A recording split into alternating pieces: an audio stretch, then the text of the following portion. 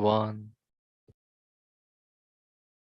Hey, everybody. Welcome to the Daily Objective, and it is everybody's favorite day, Finance Friday. We're here with a guy who, frankly, kind of looks like me, and that's a compliment. It's Seth Levine. Welcome to the show.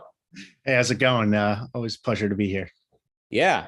So, by the way, everyone, leave a like and super chat. We got a finance guy here. So we're talking about why commodity currencies are better than crypto, and there's been some recent news a few weeks ago or less that ATX thing happened, which someone like FTX.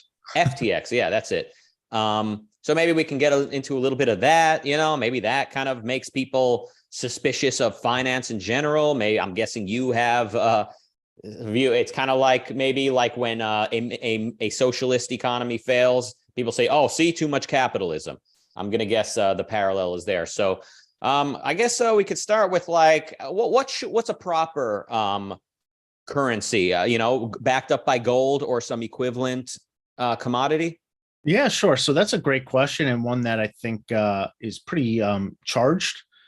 And really, that's also one of the fundamental questions that got me kind of going down my path of exploration. Anyone who kind of is familiar with my site is known, and also my show that I used to have on this channel has known that I've really gone down this wormhole of money for a very long time. And the reason why is not because it's, I like talking about it or pontificating, but really I kind of got there by trying to figure out, improve my investing. I'm a professional investor by day. I'm a blogger at the Integrating Investor by night. And as a full disclosure, everything I'm about to say on this show is, of course, my own personal opinion and does not reflect anything, those views of my employer, or I'm not looking to buy or sell any securities. Do your own investment work. This is not investment research. How to throw that out there. But, really, like, I came to trying to figure out what the heck is money because of, over my investment career, it's been dominated by central banks and central bank actions, and by trying to figure out what central banks do and how they impact markets. Long story short, I got to this idea of money. So looking at money, what I found in looking at money is that, just money, the concept is that it's pretty poorly defined and not only poorly defined, it's not universally defined. And one of the outcrops of this is that we get to this debate on what makes the best money. Should we have commodity money? Should we have fiat money? Should we have cryptocurrencies, right? And it's kind of the three types of money that dominate kind of today's discussion. And really, these are pretty charged. And the interesting thing about all these is that if you observe how they all work, is that they all have kind of valid observations, right? They're all rested upon valid observations. So commodity money people will say, well, gold is the best money, right? And money without gold is a disaster. And it's true. I tend to believe that gold up to this point in history has been the best money, and we'll come back to this whole concept of money in a second. But it's also true that fiat currency works. Like, I can walk into a store and buy stuff, right? Like, it functions. It doesn't mean it functions well. That doesn't mean it's the best type of currency, but it is false to say that fiat currency is a disaster per se. And also, with cryptocurrencies, there are the whole concept or the whole view out there is, what are cryptocurrencies going to be the future? Can they be money? Can they not be money? So you have to I had to go in and unpack this whole concept of money. And what I did is kind of looking at money is, there's basically four sort of like functions that people believe money money plays. And this goes back to an essay back in the late 1800s by a guy, Jabon, who sort of codified it. It's people think money is a common measure of value, a medium of exchange, a store of value, and a standard measure of value. Long story short is, I only think the only valid function that money plays is as a common measure of value. And actually, this has roots back to Aristotle. For anyone interested, Aristotle actually talks about money. And then when you look at the other stuff, the other functions, medium of exchange and store and a store value, let's put the standard value aside for a second. You can start to unpack these ideas, and for me, it's been very instructive in forming, I think, better views of kind of commodity money versus fiat money versus cryptocurrency. And the main way I've been able to do that is to remove the whole medium of exchange concept from money and actually just leave that as a separate concept that I call currency. So we have money, which is the common measure of value. In other words, how we measure value. We have currency, which is the medium of exchange. And then we have savings, which is the whole store value. Now, the way how I think of this in analogy form is I hold this pretty simply as money is to length as inch is to dollar, right? Money is to length as inches to dollar. So money just stands for this concept, this measurement concept. So like length is a measurement concept for space. Money is a measurement concept for economic value, right? As producers, and traders, as humans, we have a need to sort of quantify the value of our time and effort. That's what money does. And then we have standards for it, such as dollar, yen, euro, pound, just like we have standards for space, such as inch, centimeter, whatever. And then we actually transact. We exchange these values in these standards using things like currency. And actually, currency can be things like commodities. Currency can be things like fiat currencies. Fiat currencies can be things like even IOUs, right? Currency may be able to be things like cryptocurrencies. But then once we have this concept of currencies, we can now go down and say what makes for the best currency, and we don't have to have all that fighting over like what makes the best money. Okay. So I see you nodding. I either lost you or starting. No. I mean, there's so many directions we can go. I guess I'll ask again about like the gold thing before moving on to what's wrong with crypto, et cetera. So there should be a finite amount of what's backing up this currency, right? So like gold is finite, it's valuable, but you could always find more gold. So does your money then get inflated if they discover more gold in Africa or somewhere? So I actually think that is one of the flaws of Bitcoin specifically. So if we think money as this measure of value, right? I kind of keep it in my mind as money is production, right? When I produce something, I am producing money. Let's say I'm a farmer, right? And I have nothing but seeds. I plant these seeds, right? I could value the seeds in my farm. I could put it like in money terms, right? I could be like, oh, I have $100 million farm, right? It consists of this land, this equipment, and these seeds. I plant the seeds, it grows into, I don't know, wheat. I harvest the wheat, and now I say, oh, look, I have $10 million of wheat now, right? So the wheat and the seeds, the wheat and the money are the same thing, but the money money is a way of quantifying kind of the economic value that wheat has to human beings in trade. And actually, I basically took I don't know if the math is right. Let's say $1 million seeds, and now I made $10 million of wheat. I actually produced $9 million of value, right? Just by growing the seeds, right? Now that wasn't trivial. That takes resources and time and knowledge and a bunch of things, but I actually made money, right? I kind of made money kind of almost out of thin air, but really it was through the human productive effort. So we can make more money just by the sheer value of production. In fact, if we didn't make more money, or what I should say is the evidence that we can make more money is the fact that human life and wealth has increased, throughout time, right? We're no longer running around the savannas, of Africa, but rather we have things like iPhones, computers, and Zoom. So that is just all that stuff we could quantify as money. So if you want to use a currency, and this is where I'm going to, or let's just say, if you want to have a standard for that value, for that money, you don't want it to be capped, right? You don't want it to be, because in essence, if you are capping sort of your money or your standard for money, what you're doing is you're capping the amount of actual production you're allowing humans to produce, and that is obviously very bad for life. So we want to have more production, right? That doesn't mean we want to have arbitrary money, but we need money that grows and scales directly proportional to the amount of output that humans put into the world, bring forth into the world. So I think I understand that like money is production. So more wealth grows over time. I never quite understood why gold had anything to do with it. And I know we used a picture of gold for today's thumbnail, not that you or I probably made that choice. So Sure. I mean, how do you relate the issue of gold to what you just said? Yeah, it's a great question, and I think a really important one.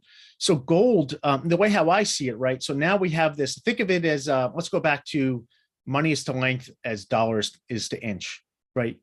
So an inch means something, and it means something to everyone, right? It is a predefined space, I don't know, like this much, right? Like we go out and like it's a little bit arbitrary in how we define it, but it's objective. Now that's very important. I mean, all of us know how much an inch is, right? We go out and we can all measure an inch in terms of our own senses. We don't need anyone to tell us what an inch is. So when it's important, an inch is a standard amount of space because we're measuring space. So translate that to money. If we want to measure the value of stuff to humans, we need some kind of standard, right? It doesn't matter what we pick, but we need some kind of standard, right? The selection is arbitrary in a sense, and it's not, but there are better standards than others, but it's a little bit arbitrary in a sense. But because gold is objective, right? It exists in the world. It's traded. Like I'm not a gold miner, right? I don't know about you, but I sense you're not a gold miner, right? Right. I don't know that much about gold, but I do know some things about gold. For example, like gold is not like laying on the side of the street, right? Gold has to be produced. It requires, geological knowledge. It requires, equipment. It requires, scientists. It requires smelting. It requires a transportation network. It requires a lot of stuff to make gold. Mm-hmm. In other words, it requires a lot of production to make gold.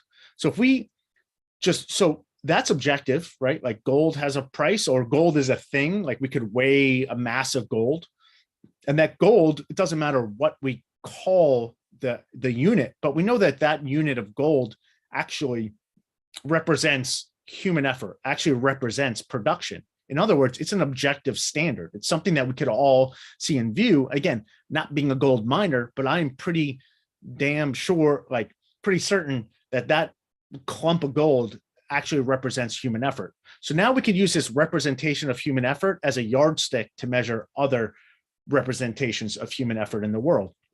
Now, gold actually has great qualities that have been pretty well, kind of established throughout time, which is why the market actually selected gold.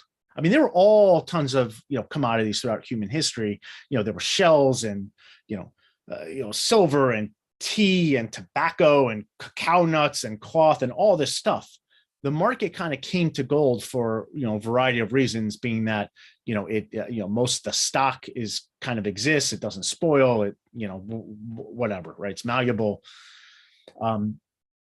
So gold actually played a very good monetary standard in that sense. Mm-hmm. Do we still need it today? Now, I think we need an objective standard. Now, right now we have fiat currencies, right? And what fiat currency is, it's actually there is no standard by definition, right? Like a US dollar, for example, or British pound or whatever, there is no standard, right? There's nothing that I could say a dollar is worth X amount. Really, it is subjective. In other words, I have to take a dollar out into the marketplace and see what I can buy with it, as opposed to knowing. So it is ungrounded. It is not grounded in reality, and it is not objective. So I do think we need an objective standard, just like we need an objective standard for length, because if you want to build houses using this concept of length, different builders can't have different lengths, right? You want to go order a bathtub to put in a bathroom that you're building.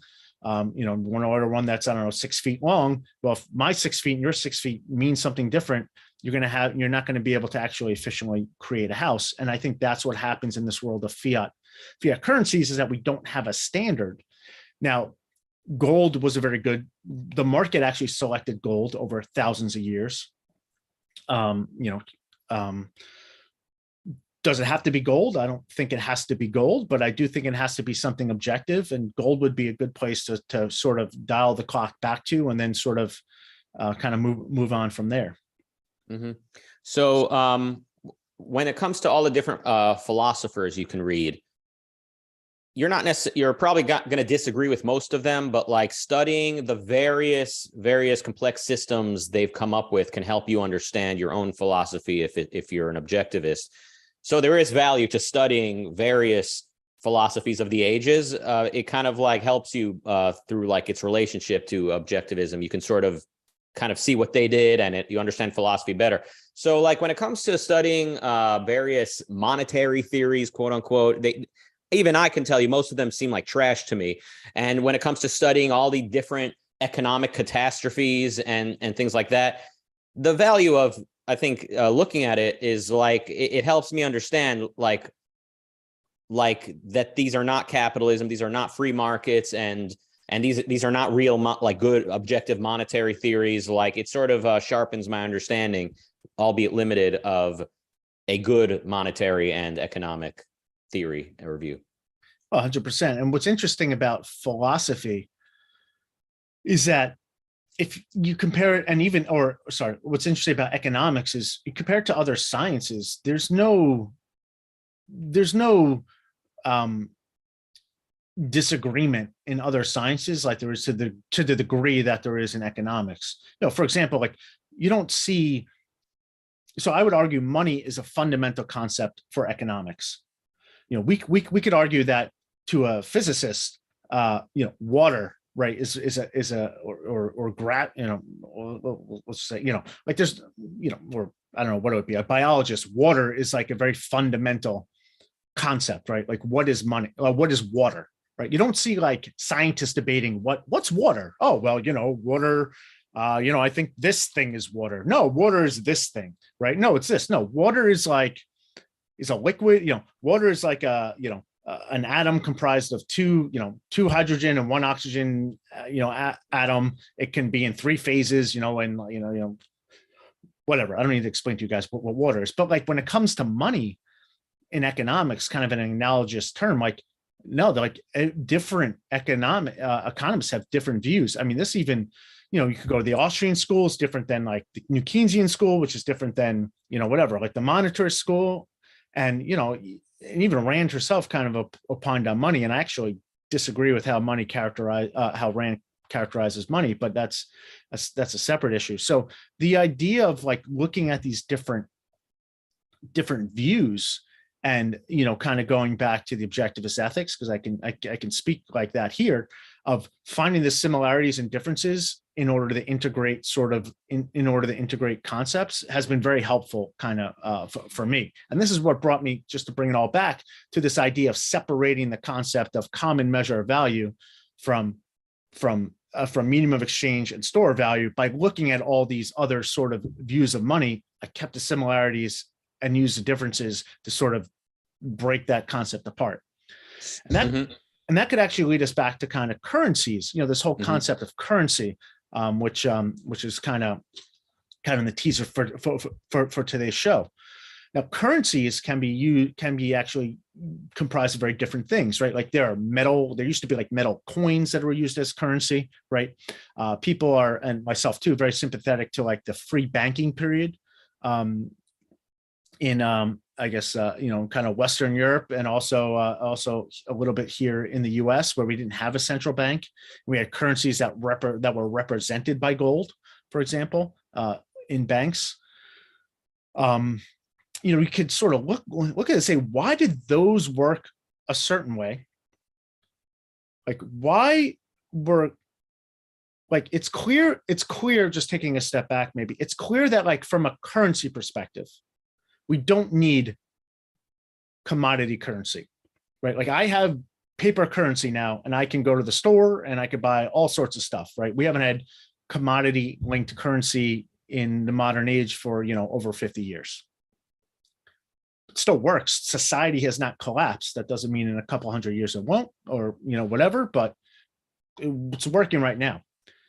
So clearly the kind of gold bugs, to pick on them for a second, who say that you need to have gold as money, otherwise everything falls apart, is just false, because there have been periods of time, with fiat currencies. It's false. Like, it can work, but it's not 100% false. And that's the issue here. This is going back to the epistemology. Because if we look at currencies and we look at history, we could see that like commodities clearly play an important role in currency, right?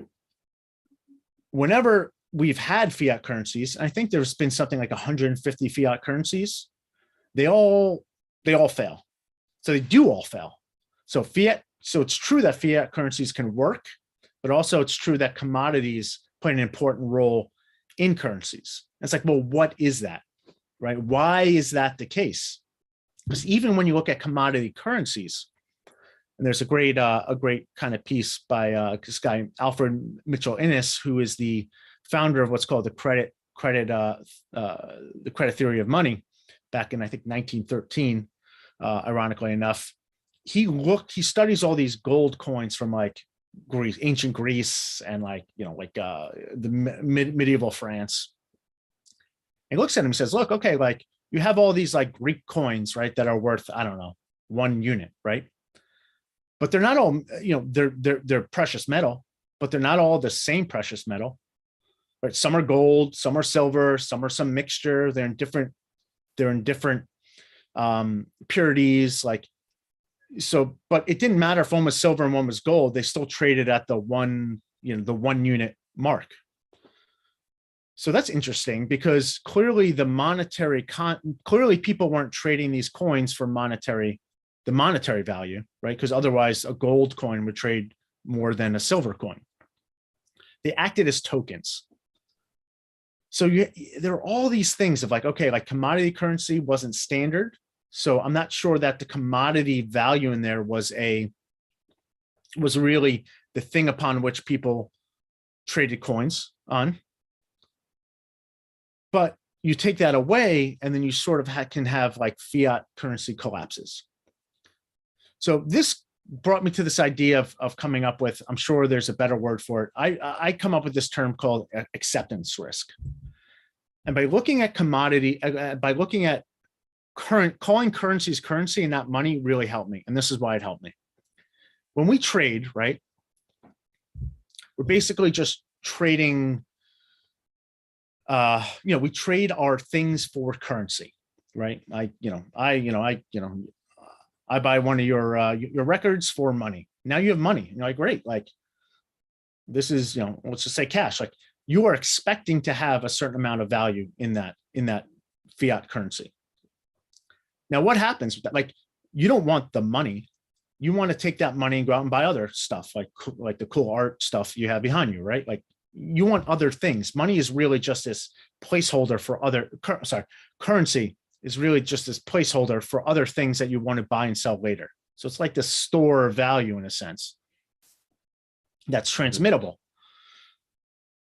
Well, there's risk in that. No matter what you accept for your goods and services, you are taking on some kind of risk that the currency you have, you can actually go and use again in the future. We kind of take it for granted. We just assume it will. But go back to like Weimar Germany, right, where people were getting wheelbarrows of marks. You're like, well, am I going to go be able to buy bread with this later? Like, the answer was kind of like no. So the stability of the value of that currency makes it utterly important. Well, how do you have something how do you mitigate the downside of that? I call this all acceptance risk. Now, maybe other people have thought of other names for it. I haven't researched it. This is just my own thinking. So the best, and that acceptance risk really is the risk that someone else will accept your currency at the stated value, because you don't want to get shortchanged. So I think the best currencies are the ones that minimize that acceptance risk.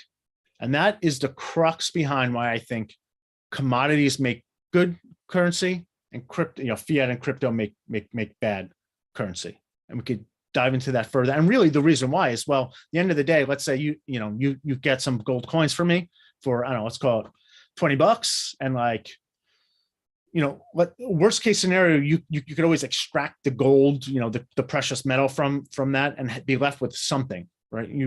It's not a zero. Whereas like if you take $20 of fiat currency and the currency becomes worthless, like you're left with literally paper that has almost no value. So commodities, by getting things that have like that have utility value, you're just de-risking the currency in a transaction. Mm-hmm. This leads to cryptocurrencies. Right. Yeah. So cryptocurrencies right now, I see very similar to fiat currencies in that you have these things, granted they're digital, right? That doesn't mean digital things don't have value. Otherwise, how are we communicating right now? But right now, cryptocurrencies are mainly used for just kind of speculation on the future, right? There's at best, there's a fintech component to them. So when you're left, we trade for Dogecoin, for example, or FTX, whatever the FTX coin was, and something bad happens to that, you're left with the digital equivalent of paper.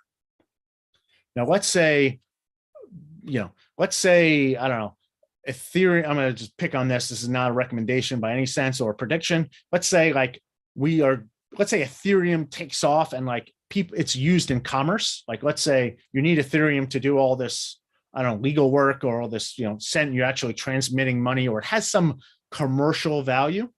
Then all of a sudden at the end of the day, you're like, well, I accepted some ETH from Seth. This kind of currency seems to be like collapsing, but at least I could still use the ETH to do all this stuff with it.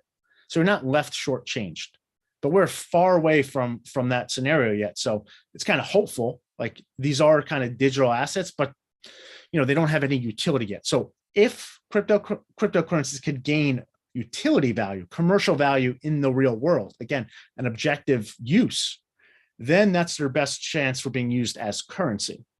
And that's why that kind of runs the spectrum. So I covered a lot of ground there. Mm-hmm. I hope that makes sense to people. We had David Vexler on, if that's his last name. He was saying Bitcoin is like in a category of its own. He said, if I recall, don't call it crypto. Like he sees those. Do you see it? Do you see Bitcoin as just as like the same as cryptocurrencies, or do you see Bitcoin as in a category of its own? I don't separate it. And the reason why is this. I mean, this is the reason why I don't separate it, right? The reason is, Bitcoin is every cryptocurrency is for the most part, they're all different, or different flavors, but it's more or less just databases, right? Some are centralized, some are decentralized. Like Bitcoin is a decentralized database. So like at the end of the day, like, let's say I can't send value. Like, what is the utility value of Bitcoin? Now, if you read the white paper, the utility value of Bitcoin is like right there on the front. It was designed as a peer-to-peer cashless transmission system, right? Just a way for me to send money to someone else without value to someone else without a third party going through a third party. Right. So there's this whole system of verification that, yes, that's true. If people start transacting with Bitcoin, right, like actually using it, then like Bitcoin can be a viable currency, right? In fact, that's the whole purpose of it, is to actually be a currency, not be money, right? Separating the two concepts to get, out. But, that's no different than anything else. So like Bitcoin is just another thing in the world, right? There's no special status of the thing, if that makes sense. Mm-hmm. Yeah, I think so. All right, got some super chats. Speaking of money, Jonathan Honig with $9.99 says, "More Seth." It's really interesting how like people like someone like you or Jonathan can be so into finance, and I'm like way on the opposite end of like knowing and being passionate about finance, but we're all kind of drawn to the same philosophy. It's really interesting. Marilyn with $2.99, thank you. Jeff with $5 Canadian, thank you. Marilyn with $2 says, "Good to see you, Seth." Thank you. Great. You're a Great to bit hear of a from you, hit. MA. Mm-hmm. Justin with 199 says, please comment on Kanye's Hitler praise. It's an interesting request for today's episode. And it's an interesting request in general. Is there some nuance to the issue? Like, do we have some unique take on it?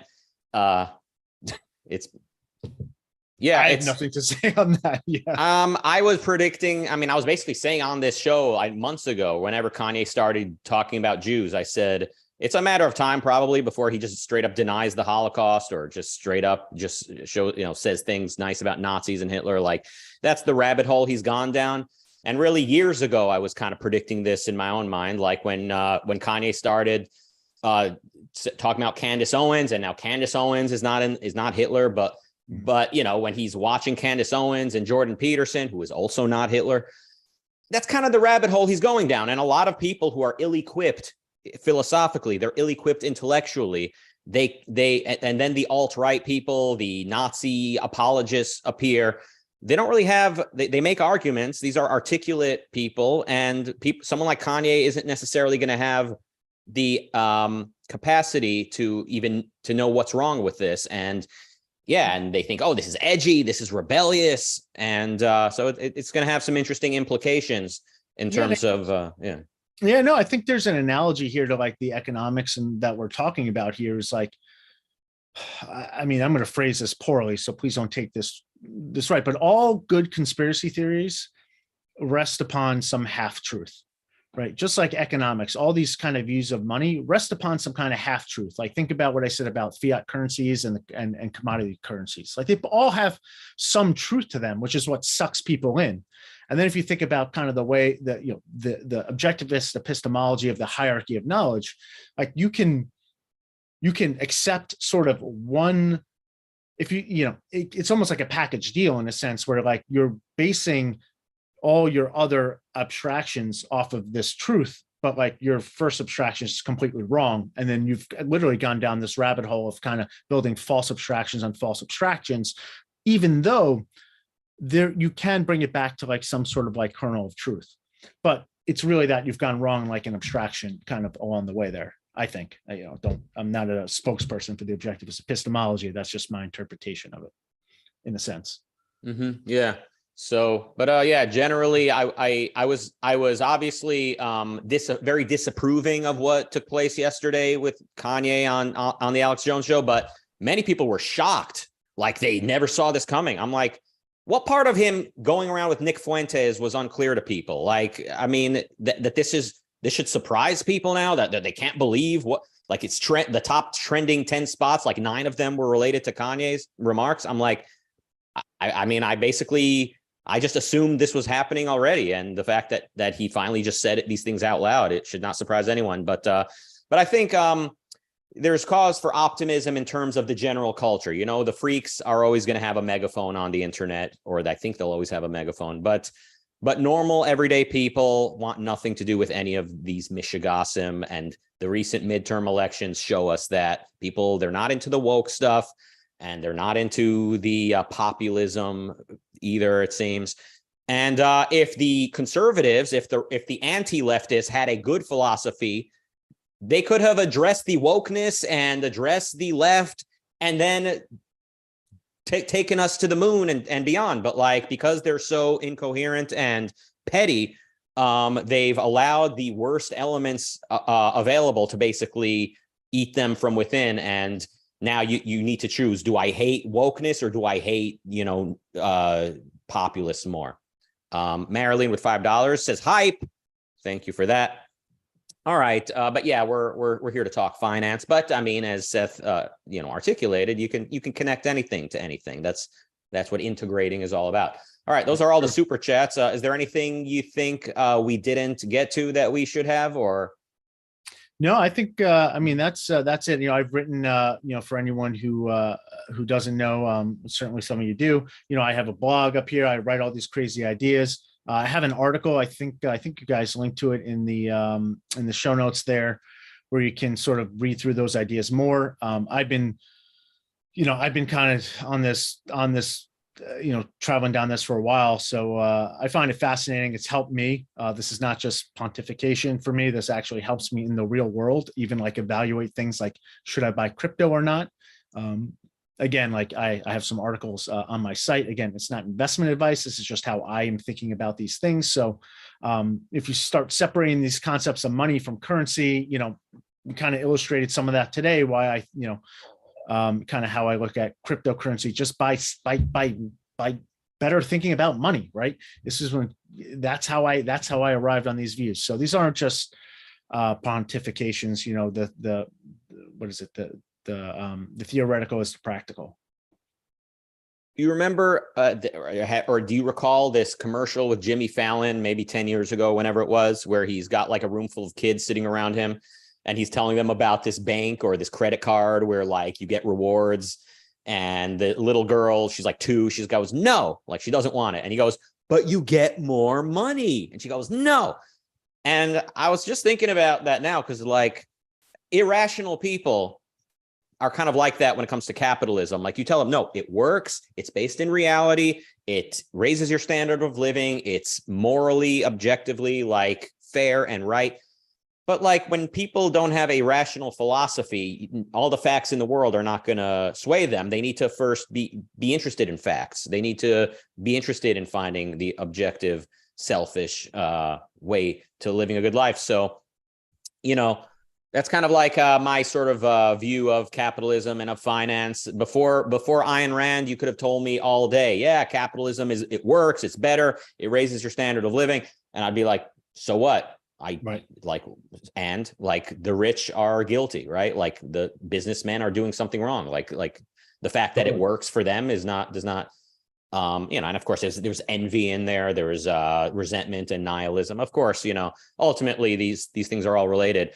But once you're inspired by, Howard Rourke and characters like that and art like that, when you're talking about the creation of commodities or creation of wealth, I was thinking, like, what's more, what shows that more than art? Like you just write something on a piece of paper with very, very few raw materials. You've now created something that could be worth $20, could be worth $100. Someone might pay millions if it's signed or it's the single edition of a book, or another type of art. So all right. Good talk. Let's have you back on soon. And everybody follow Seth and check out the chat room for that link that the producer Daniel posted. All right. Thank you all for joining us today. No upcoming shows today. And that's the exception that proves the rule. We normally have so much content that me reading the upcoming events ends up being like the longest portion of the show. So support the network. Yeah. Support the network, hit the join button or become a member or leave a super thanks. And that's all. Thank you. Good to see you, Seth.